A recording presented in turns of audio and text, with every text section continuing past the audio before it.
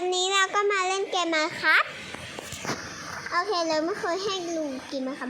ตอนนี้เราก็สร้างบ้านมานะคะเคบ้านเราก็จะมี1 2 3 4นะคะมี4ชั้นเลยคงน่าจะสวยนะแต่เราขอเอา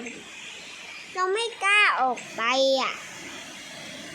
เพราะว่าเดี๋ยวเรากลัวฟ้ามันแมบเดี๋ยวเราขอหลับก่อน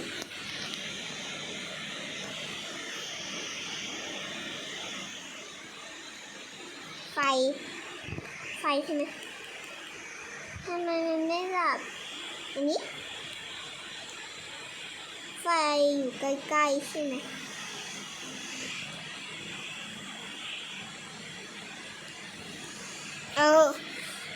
ไฟมันอยู่ใกล้ๆก็เลยนอนไม่ได้นะคะ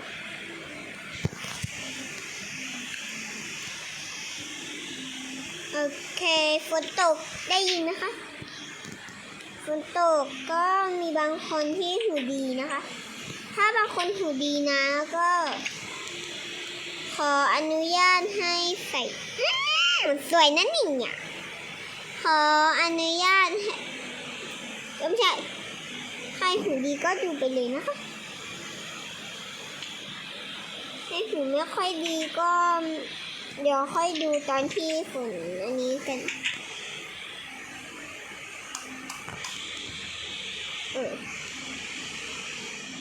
เมื่อกี้เราพูดอะไรก็ของเราคนนี้โอเคมันก็จะมีแค่นี้นะคะเดี๋ยวเราก็จะไปทำสวนข้างล่างนะถ้าใครอยากทำบ้านเหมือนเราแบบนี้นะคะที่ดูลงจากข้างล่างคือเรารับรองให้ขุดพื้นดินนะคะรับรองให้แบบขุดแบบนานเลยไม่ได้ขุดไปจนถึงลาวาเลยนะไม่ใช่ขุดแบบนิดนึงอะค่ะถ้าไปถึงบล็อกหินก็พอนะคะโอเควันนี้เราก็จะมาทำผลผลิตกันขั้นแรกเราต้องเอาวันนี้มาก็หลังจากนั้นเราต้องกิดน้ำแล้วก็ดินนะดินนี่แล้วก็พืชผักไม่มีอันนึงนะคะที่เป็นแตงโมต้องเว้นระยะห่างด้วยนะใช่ไหมโอเคเราจะไม่เอาข้างๆนี้นะคะเอาตรงนี้แต่นี้นะแล้วเราก็จะเอากระจกปิดนะคะไม่ให้กลัวอะไรเข้ามาเลยโอเคเราเอาอันนี้มานะครับเอาไว้เผื่อ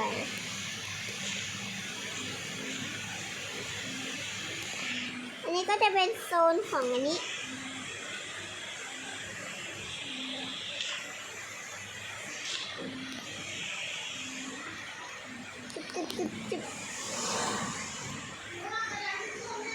โอเค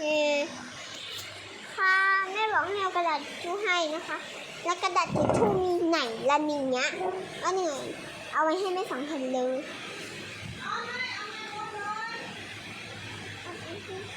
โอเคแม่บอกให้เอามาหมดเลยแล้วก็เอามา2 แผ่นเนาะเฮ้ยทุกคนต้นไม้ตัวเองทุ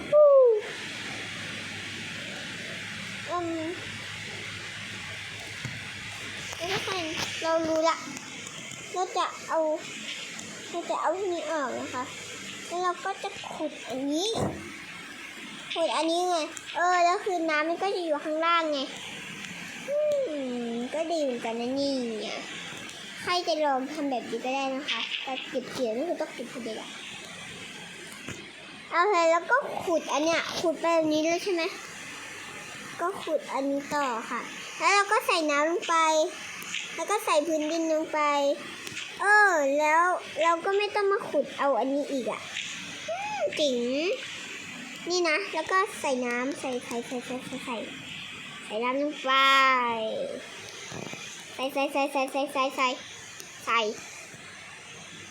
ส่แล้วพออันนี้มันก็จะแบบน้ำเองนะคะ น้ำก็จะแบบมาเองโอ้ยไม่ขึ้น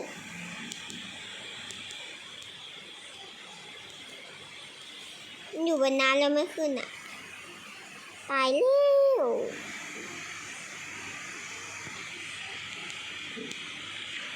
โอเคเราต้องขุดบล็อกเอ้ยไม่ขึ้น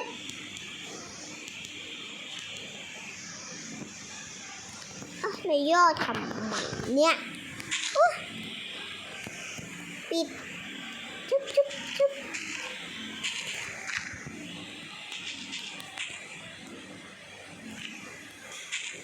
แล้วเราจะไปรู้ได้ไง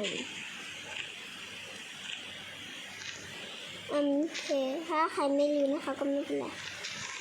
แล้วก็นี่นะนี่วางเป็ดเราจะต้องขุดก่อนใช่ไหม Oh my god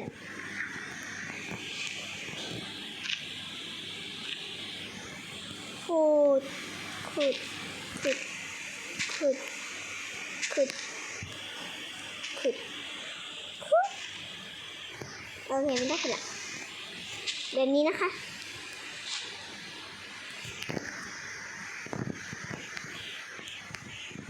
เราก็จะเอานี้แบบนี้แล้วเราก็จะรู้แล้วนะคะว่าเราก็ต้องเอาแค่นี้นะแล้วก็จะแบบแค่นี้นะห้ามไปไหนนะอะไรแบบนี้ก็จะได้แบบนี้เลยแล้วน้ำมันค่อยๆจะซึมขึ้นมานะคะ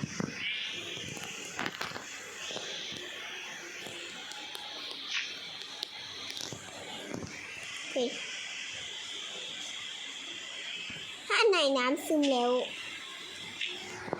มันจะเป็นอย่างนี้ถ้าไหนที่น้ำไม่ซึมแล้วมันจะเป็นอย่างนี้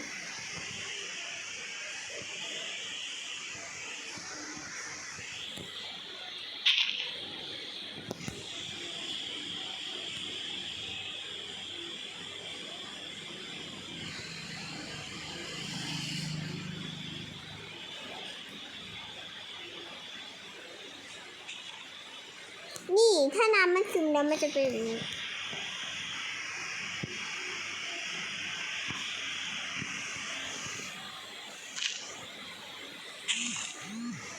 โอเคถ้าอันไหนนี่ไงน้ำซึมเอง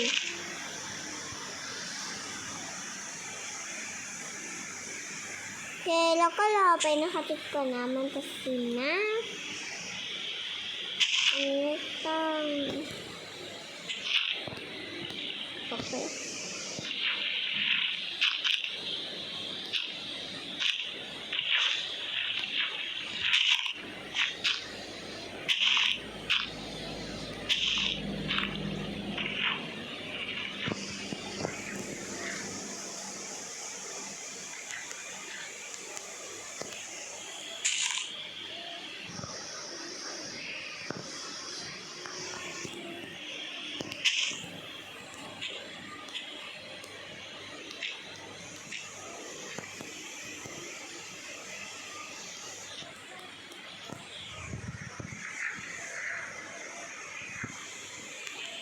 โ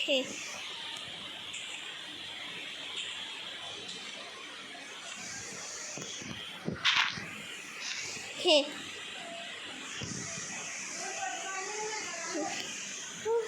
แม่บอกให้เปิดไฟให้นะคะโอเคเราก็ต้องจำเป็นเปิดให้แล้วเราไปปิดไฟอีกดวงหนึ่งทำไมเราโอ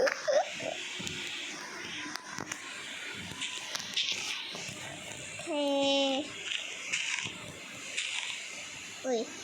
นี่ไป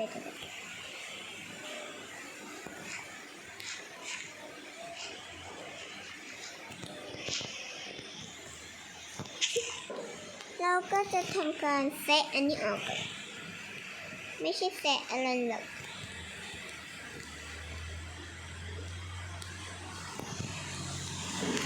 แล้วน้ำมันก็จะซึมมาเองนะคะนี่อันเนี้ยโอเค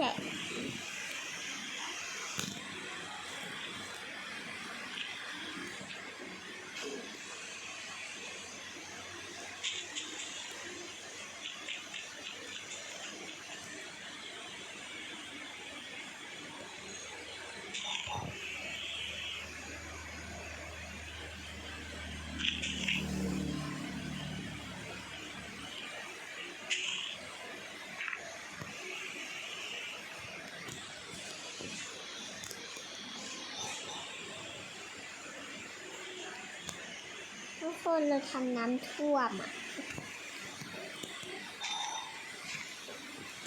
ชิบ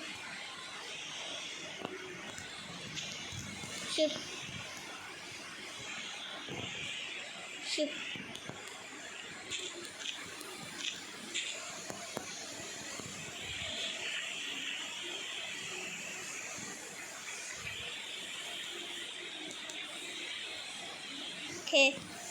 โอเคแบบว่าตอนนี้มันจะมืดแล้วก็รีบทำนะคะโอเคเดี๋ยวสำหรับคลิปนี้เดี๋ยวเราค่อยไปต่อพาร์ทหน้าอุ๊ยออกไปแกะแกะโอเคเดี๋ยวพาร์ทนี้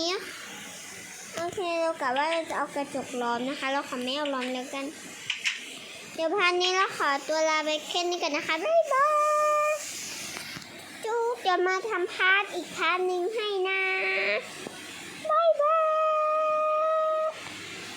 ย